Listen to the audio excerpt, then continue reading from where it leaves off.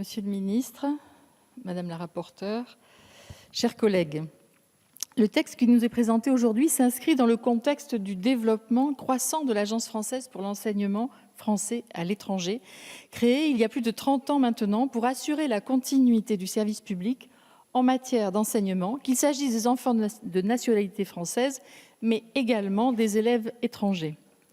En effet, par la qualité de son action, l'Agence française pour l'enseignement français à l'étranger a connu ces dernières années un important développement. Scolarisant aujourd'hui près de 380 000 élèves, elle a ainsi doublé ses effectifs et s'est imposée comme un acteur incontournable du rayonnement de la langue et de la culture française.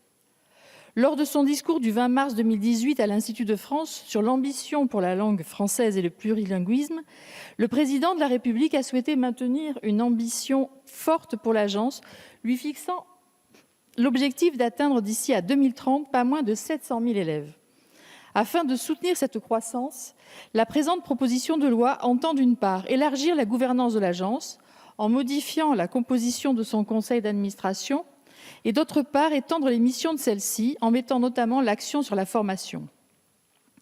Les deux premiers articles visent ainsi à assurer une meilleure représentativité au conseil d'administration de l'AEFE en y intégrant des membres des associations des anciens élèves et des associations français langue maternelle.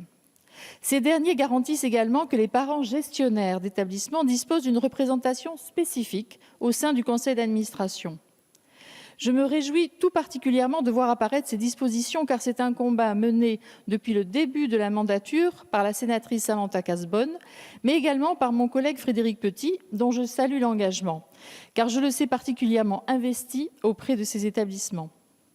Il était en effet essentiel de renforcer la représentation des parents gestionnaires, car notre réseau ne serait rien sans ces acteurs qui aujourd'hui doivent être reconnus à la hauteur de leur engagement.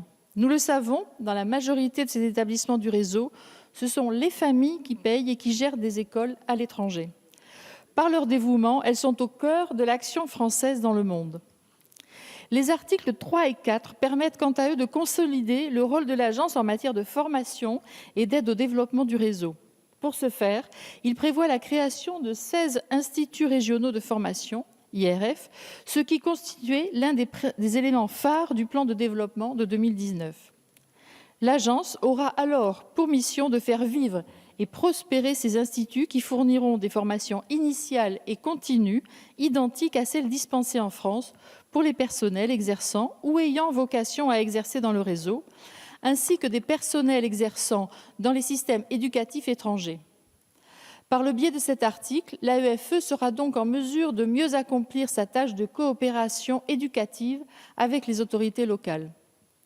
S'agissant du travail mené au Sénat, celui-ci a permis l'ajout d'articles additionnels, dont l'article 5, qui vise à enrichir le rapport annuel de gestion d'une présentation de l'ensemble des composantes du barème des bourses et les propositions d'évolution des instructions de la prochaine campagne des bourses scolaires. Enfin, les articles 6 à 8 permettront la remise de divers rapports sur des sujets tels que la capacité d'emprunt de l'agence, le respect de la laïcité ou encore la mixité sociale au sein du réseau. Les députés ont jugé ces atouts pertinents et ont donc souhaité les conserver lors de l'examen en commission. Considérant que ce texte permettra le plein déploiement de l'action de l'AEFE en répondant notamment aux attentes des acteurs engagés au plus près de ces établissements, le groupe démocrate votera en faveur de cette proposition de loi. Je vous remercie. Merci, Madame.